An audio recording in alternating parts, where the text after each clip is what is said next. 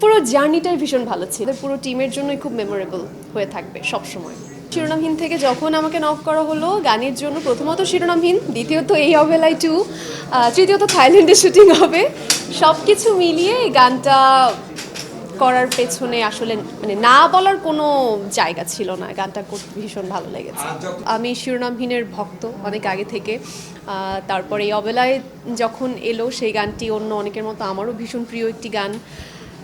এরপর যখন আমাকে শিরোনামহীন ব্যান্ড থেকে ইশতিয়াক একদিন নক করে বললো যে নীল আমরা এই অবেলায় 2 করব নতুন অ্যালবামের শেষ গান হিসেবে, তো ওখানে মডেল হিসেবে চাচ্ছি যে তুমিও আমাদের টিমে থাকো। আমি বললাম যে অবশ্যই, মানে এটা ভাবনার কোনো জায়গাই নেই, আমি অবশ্যই করব, জাস্ট প্ল্যান জানিও কি হচ্ছে কোথায় হচ্ছে, অনেক বেশি কিছু আর আস করিনি, শুধু জানতাম থাইল্যান্ডে হবে, শিরোনামহীন টিম থাকবে, আর 2জন সিনেমাটোগ্রাফার থাকবে আর আমি থাকবো। মোনালিসা হেভি ফ্লো 15 পিস প্যাকেটের সাথে 8 পিসের একটি প্যাকেট একদম ফ্রি। থাইল্যান্ডে আমরা খুব আনন্দ নিয়ে শুটিং করেছি,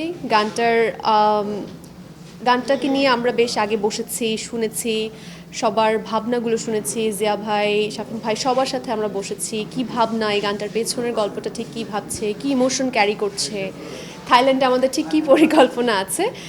পুরো জার্নিটাই ভীষণ ভালো ছিল, আর শুটিংয়ের সময়টা আমার মনে হয় আমাদের পুরো টিমের জন্যই খুব মেমোরেবল হয়ে থাকবে সব সময়।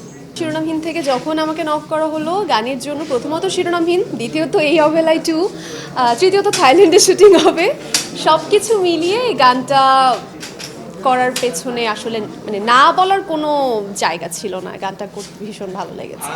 তুলনায় যাওয়াটাই আসলে ঠিক হবে না, এই অবেলায় আর এই অবেলায় 2 একদমই শুনলেই বোঝা যাবে, আজকে যখন পুরো গানটা শুনবেন সবাই তখনই বুঝবেন যে খুব আলাদা ধাঁচের নতুন একটি গান হিসেবে দেখলেই ভালো, কোথাও একটা ইমোশনে মিল আছে, কোনো একটা কানেকশন আছে, সেটা না হয় শ্রোতারাই খুঁজে বের করুক। এখন ছাড়িয়ে যাবে কিনা এটা একমাত্র সময় বলবে, শ্রোতা বলবে। ক্রিয়েটিভ কাজগুলো আগে থেকে কখনোই বলা যায় না, আমার আরও আগে থেকে যখন হয়তো মিউজিক ভিডিওতে কখনো কাজ করাই হয়নি, তার আগে থেকে আমার মনে হতো যে আমি যদি করি, আমি ব্যান্ডের সাথে কাজ করলে আমার খুব আনন্দ লাগবে।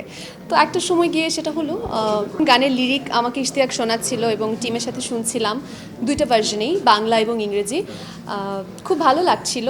এবং আমাকে যতটুকু আসলে বলা হয়েছিল জিনিসটার মধ্যে এক ধরনের নস্টালজিয়া আছে, ভালোবাসার জায়গা আছে, ভালোবাসার মানুষকে হারানোর পরের যে একটা সময়, সেটা একটা হিলিং প্রসেস হতে পারে, আবার মনে করা কিভাবে একজন তার বর্তমানের সাথে যে অতীতটা হারিয়ে গেছে সেটার সাথে কিভাবে কোপ আপ করছে কিন্তু পারছে না, মনে করছে একটা জায়গায় আটকে আছে অতীতের মধ্যে, এই ব্যাপারগুলো, এই ইমোশনগুলো একটু অ্যাবস্ট্রাক্টভাবেই ধরার চেষ্টা করা হয়েছে।